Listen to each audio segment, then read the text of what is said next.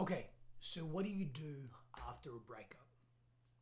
You've been with someone, you've spent intimate time together, you have bonded, you have connected, you have shared, you've had expectations, you've had visions together, you've had dreams together, and it ends. Maybe abruptly, maybe you saw it coming, maybe it was a conscious uncoupling, perhaps it was destructive. Either way, there are a few things that need to happen in between this relationship and your next relationship. And I want to speak to one phase that is imperative, and it gives you an opportunity to better prepare for the next relationship you have. You will be able to grow and learn from the relationship that you just had.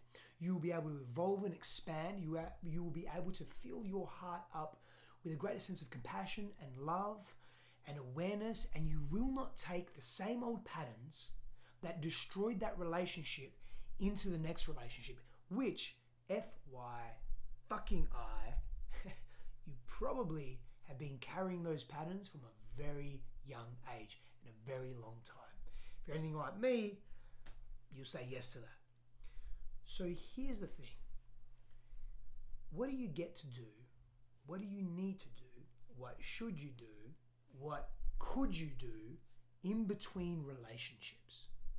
There's a phase that's often not spoken to. It's not really understood. And it's that phase between being definitely not ready for a relationship, because let's pull it back for a second.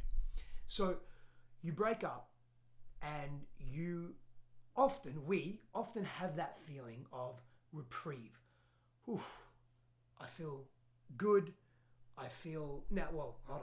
Let me pull it back a little more. Depending on how the relationship ended, there's going to be some level of grief. You've had a loss. So there's going to be some level of pain, anger, sadness, depression, disbelief, all the processes and stages of grieving. They may occur in a microcosm of existence, of your own experience. They may occur quite quickly, and I say quickly like that because the reality is that grief is a process and everybody's process is different, right? So what's quick for you may be not quick for someone else, but there's going to be a process of grief. And after that process of grief settles and you've mourned the loss in whatever way you mourn the loss. Ideally, you're not mourning the loss in a way that is neglecting your feelings or suppressing your feelings or ignoring your feelings or numbing. Alcoholism, excessive work, value through validation, whether it be making yourself look better than what you are, achievement, accolades, generally through work or career or purpose and so forth. You want to allow yourself to really feel and express. That's the important thing there. So once you've gone through that stage, what most people then experience is, I'm happy to be single. Not everyone, but most people are going to have that experience of, I'm happy to be free, right? But that's a distortion in and of itself. And that's probably a conversation, a video for another time. But just a side note on that, there is great freedom in commitment, but a video for another time. So there's that feeling of, I feel free, I'm happy to be single. I'm happy to explore myself. I'm clear that I want to be single. I don't want to be in a relationship. And then we get to a point where we know we are ready for a relationship again. So it's beyond just casual sex or casual intimate encounters or friendships, platonic or other. It is a clarity that I want to be in a long-term relationship. Generally speaking, not always, but generally speaking, when we move out of a relationship, because we're relational beings and we enjoy being in short, medium and longer term relationships, not for everyone, but most people. And what happens is, and the reason why we enjoy being in longer term relationships is it allows us to experience significance. It allows us to experience trust, to have people that we can depend on, to build rapport, to allow people to see us, to see other people, to witness other people, to understand other people, to be understood.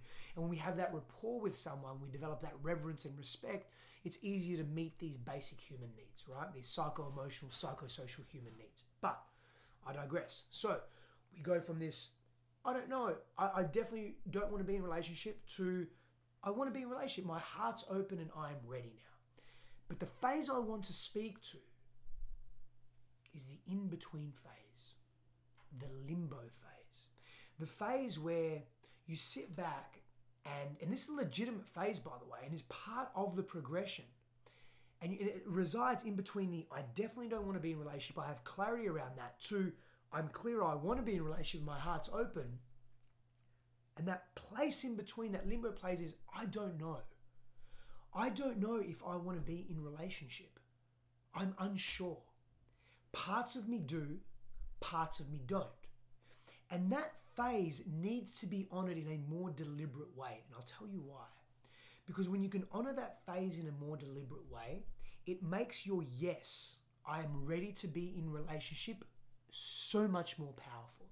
And in this limbo phase of I'm not sure, I'm uncertain, what is something that you can do that is super powerful, or something that you can do rather that is super powerful for you, is to allow yourself to sit in that phase of uncertainty and discomfort.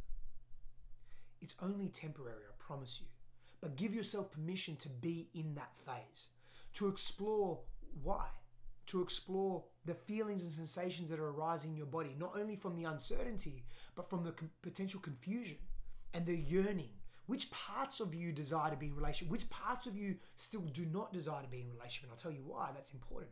Because those parts of you that do not desire to be in a relationship, they are telltale signs for something that is unresolved within you, or something that is just still healing. You're just in the healing process still. Honor this phase. Don't rush it. You may need to look at some things within you, ways that you behaved in the relationship, things that you allowed to transpire. Maybe you allowed this person to take advantage of you, or to abuse you in certain ways, or to abuse your trust or your love. Maybe you excessively people please and you're realizing that, oh wow, I picked that up when I was younger, when I attempted to make everybody happy around me. Maybe you were hyper aggressive in that relationship and this person triggered you.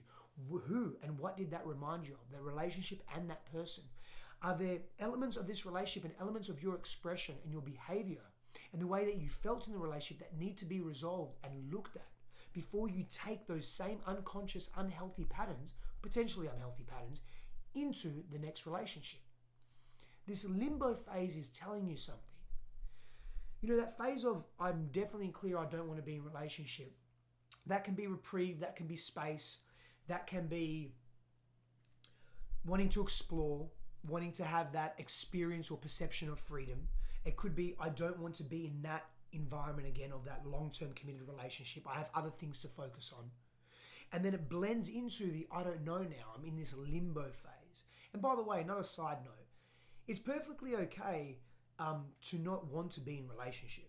Another side note, there are also people that jump from relationship to relationship to relationship and don't allow time for grief or the no, I don't want to be in a relationship, but they are addicted to the limerence phase or the honeymoon period or the newness of being in a relationship, the newness of the body, the scent, the person, the excitement, the getting to know someone. They're addicted to that phase. And more often than not, but not always, that addiction or compulsion to want to be in that phase is due to unresolved issues, generally stemming from low self-worth. Couple of side notes. But back to this limbo phase. Spend time here. Get to know yourself. So when I'm in this phase, it's like, oh, I'm going to get to know Steph at a deeper level. I'm going to begin to understand what makes him tick. What did he learn from this relationship? That's old Steph. Do I want to bring old Steph into new Steph, into this version of Steph, into future version of Steph? And then I would ask, what would future version of Steph do, my ideal version of me? And I want to be in this phase of uncertainty. I want to get comfortable with the discomfort of uncertainty and confusion, but I don't want to rush the process. I want to ensure that I'm honoring this process, because that then gives me a greater full body yes, a clearer yes, a distinct, yeah, I am ready to be in a relationship now. And by the way, you may move from this limbo phase to I'm definitely out of the limbo phase, and I'm also back to no, I still don't want to be in a relationship. That's where I'm at. I'm not interested in being in a relationship. It doesn't have to go no, confused, uncertain, maybe yes. It can go no, not sure, no. And these patterns may repeat over and over again. The point is spend time getting to know you. Take advantage of this opportunity, of this limbo phase, to ask questions, to elevate your life, to elevate your spirit. Quality questions, quality outcomes. Spend time in this confused state to get to know you at a deeper level. And guess what? You'll bring a better version of self into the next relationship. Not only will that person appreciate you, but guess what? You'll attract a higher caliber of person that is more aligned with your values, your truth, and your power. Blessings to you. See you soon.